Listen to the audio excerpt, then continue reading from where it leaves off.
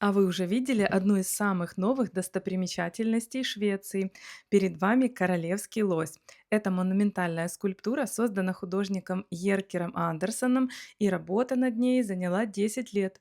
Лось выполнен из бронзы, покрыт золотистым слоем, имеет высоту 7 метров и весит около 7 тонн. По словам автора, благодаря бронзе скульптура может простоять до 2000 лет. Место выбрано не случайно. Золотой лось смотрит прямо на замок Скуклостер XVII века, символично объединяя шведскую природу, историю и современное искусство. Торжественное открытие состоялось 6 июня 2026 года в Национальный день Швеции. Церемония прошла рядом с замком Скуклостер в присутствии короля Карла Густава.